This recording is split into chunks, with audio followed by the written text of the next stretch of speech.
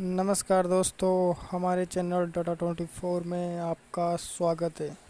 दोस्तों, horror story एक ऐसा नाम है जिसे सुनते ही लोगों के पसीने छूट जाते हैं। दरअसल वो हम एक किसी और के साथ घटी कहानी ही सुनते हैं, जिसे मात्र सुनने से ही हमारी रूह कांपने लगती है। मान लो ऐसा आपके साथ रियल में हो जाए तो आपका क्या रिएक्शन रहेगा। इसी तरह दोस्तों, मेरे साथ यह घटना घटी थी 2 साल पहले। उस समय मैं कलेक्शन की जॉब किया करता था। मेरी जॉब में काफ़ी भाग दौड़ बनी रहती थी। मैं सवेरे जल्दी ही अपने कमरे से निकल जाता और दिन भर फील्ड में घूमता और शाम 9-10 बजे वापस आता। कभी कभी ज़्यादा टाइम भी हो जाता था। मेरा काम मेरे हिसाब से ठीक चल रहा था, लेकिन इस तरह आधी रात को घर आना मेरे मकान मालिक को ठीक नहीं लगा, क्योंकि वो जो मेरा रूम था वह मकान के अंदर था। मैं जिस दिन 9-10 बजे आ जाऊं वह तो ठीक, और कभी इससे ज़्यादा लेट हो जाऊं तो मेरे इंतज़ार में लेट तक मेन गेट को ओपन रखना पड़ता था। उन्होंने मुझसे कभी कुछ नहीं कहा, क्योंकि वो जानते थे कि इसकी जॉब ही ऐसी है और वो इस तरह अपने आप को कंफर्ट फील करते थे। लेकिन एक दिन मैंने ही सोचा कि यार राहुल, इस तरह इनको परेशान करना अच्छी बात नहीं है। अब हमें यह रूम खाली कर देना चाहिए। उसके बाद मैं वहाँ 2-4 दिन रुका और अब मैंने मेरे मकान मालिक से बोल दिया था कि कल रूम खाली कर रहा हूँ। उन्होंने मुझसे वजह नहीं पूछी, कहा ठीक है बेटा, कर देना राहुल। इसके बाद कहा मिला तुम्हें रूम? मैंने कहा अंकल, वह तो ढूंढना पड़ेगा, जो जहाँ मिलेगा वहाँ शिफ्ट हो जाऊँगा। या राहुल, तू एक काम करना। मैंने कहा हाँ बोलो अंकल। यहाँ से 4 मकान बाद ही मेरे दोस्त सुमित का मकान है। वह 3 साल से अपनी फैमिली के साथ हैदराबाद में रहता है। वह मकान काफ़ी दिनों से खाली पड़ा है। एक दिन मैं जब उससे बात कर रहा था तब उसने कहा था कि यार, अगर कोई अच्छा सा आदमी हो तो मेरी तेरी नज़र में देखना यार। कम से कम रात में तो रोज़ उजाला हो जाया करेगा मेरे मकान में। मैंने कहा ठीक है अंकल, आप बात कर लेना, लेकिन मैं किराया एक ही कमरे का दूंगा। अगर आप पूरे मकान का किराया मांगे तो मेरी सैलरी तो मात्र किराए में ही ठिकाने लग जाएगी। ऐसा मैंने अंकल से हंसते हुए कहा। उन्होंने जवाब दिया, अरे नहीं राहुल, ऐसा थोड़ी होता है, तू टेंशन छोड़ दे। मैं शाम को उससे बात करूँगा। कल तू वहाँ शिफ्ट हो जाना। उसके बाद मैं ऑफिस चला गया। शाम को 9 बजे घर आया। मेरे आते ही अंकल भी मेरे रूम में आ गए। मैंने कहा हाँ आइए अंकल, हुई थी क्या बात आपके दोस्त से? उन्होंने कहा हाँ राहुल, मैंने सुमित से बात कर ली। वह 3 दिन बाद यहाँ आएगा। उसे यहाँ कुछ और भी काम है, तब तक तुम मेरे पास ही रहो। और मैंने उससे बोल दिया कि रेंट तुमको एक रूम का ही मिलेगा। तो उसने कहा ठीक है यार, कोई दिक्कत नहीं, पर लड़का ठीक होना चाहिए। मैंने भी बोल दिया कि तू और तो कुछ सोच ही मत। मेरे घर 1.5 साल से ज़्यादा हो गए राहुल को रहते हुए, ऐसा अंकल ने मुझसे बोला। मैंने कहा ठीक है अंकल, 3 दिन बाद आ रहे हैं ना वो?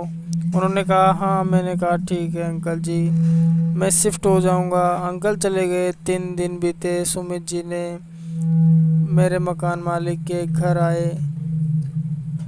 मैं 9:30 बजे घर पहुंचा। वहां पहुंचते ही सुमित जी मुझसे मिले, हाय हेलो किया और मेरे बारे में पूछने लगे। मैंने उनके बारे में पूछा। थोड़ी देर बीते, हमने बातें की। फिर वह कहते हैं राहुल, अब तुम्हें मैं मकान दिखा देता हूँ। और क्या है ना, सुबह जल्दी ही निकलना है मुझे। मैंने कहा ठीक है अंकल, चलिए चलते हैं। हम दोनों और मेरे मकान मालिक सुधीर जी तीनों सुमित जी के मकान पर पहुंचे। मकान का ताला सुमित जी ने खोला। हम मकान में एंटर हुए। वह घर की सारी सुविधाएं मुझे बताने लगे। घर काफ़ी बड़ा था। एक बड़ी फैमिली उसमें आराम से रह सकती थी। मैंने कहा, अंकल, यह सब मुझे बताने की क्या ज़रूरत है? मुझे तो सिर्फ एक रूम चाहिए। उन्होंने कहा, तू क्यों घबरा रहा है राहुल? तू तो एक ही रूम का किराया देना, मुझे नहीं चाहिए इस पूरे मकान का किराया। लेकिन बेटा, बात यह है, जब तक तू यहाँ है तब तक ये मकान तेरा है। तू जैसे रहना चाहे रह सकता है, लेकिन ध्यान रहे कुछ ऐसे वैसे काम यहाँ मत करना, वरना ध्यान रहे खामियाजा तुम्हें ही भुगतना पड़ेगा। मैंने कहा, हाँ अंकल, मैं समझ गया आपकी बात को। आप और जो तो दिक्कत ही मत करो, मैं ऐसा वैसा लड़का नहीं हूँ। उन्होंने कहा, तभी तो राहुल मैंने तुमको यहाँ रहने के लिए सिलेक्ट किया है। वो मुझे सुधीर ने पहले ही बता दिया था। मैंने कहा, हाँ सर, मेरी वजह से आपको कोई परेशानी नहीं होगी।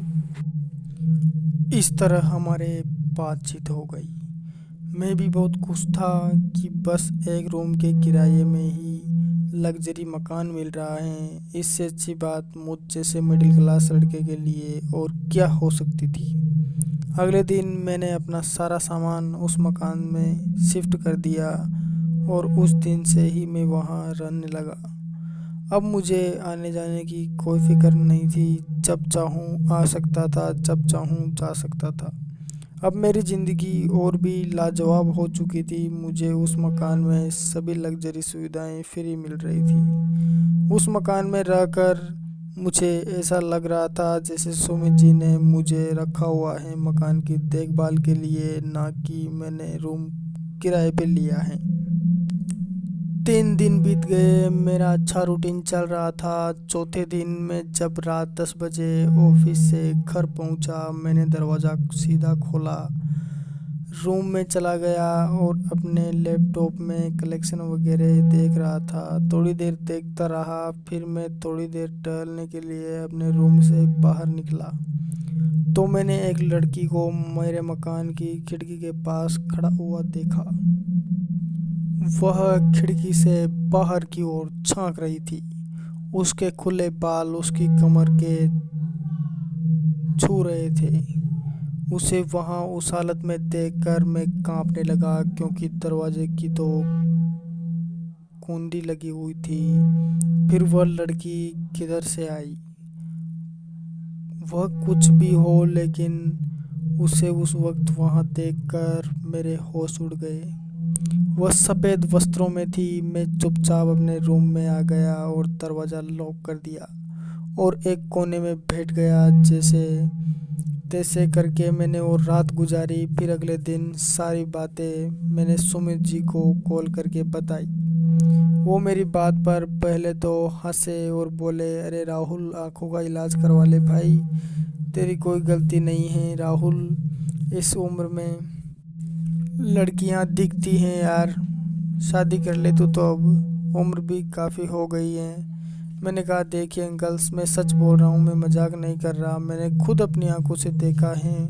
मेरी आंखें धोखा नहीं खा सकती। सुमित जी बोले, राहुल, अब तेरा हो गया हो तो मैं फ़ोन रखूँ? मेरे पास और भी इससे अच्छे कई काम हैं। और कॉल डिस्कनेक्ट हो गया।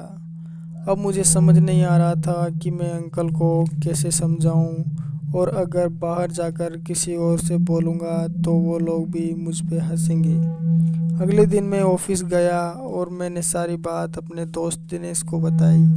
दिनेश ने कहा, ये बात है, चल आज मैं चलता हूँ तेरे साथ, देखते हैं कैसी है तेरी चुड़ैल। उसने भी मेरी बात को मजाक में ही लिया था। शाम को फ्री होकर हम दोनों दोस्त 9-10 बजे घर आ गए। अब मैं डरा हुआ था। सारे डोर वही ओपन कर रहा था। मैं तो दिनेश के पीछे पीछे चल रहा था। घर पहुंचते ही हम दोनों ने मकान की सभी जगहों पर छानबीन की, लेकिन हमें ऐसा कुछ नहीं मिला जिससे मैं दिनेश को यकीन दिला सकूं कि यहाँ हमारे अलावा भी कुछ है। अब दिनेश मेरी और ज़्यादा मजाक बना रहा था क्योंकि मैं गलत साबित हो चुका था।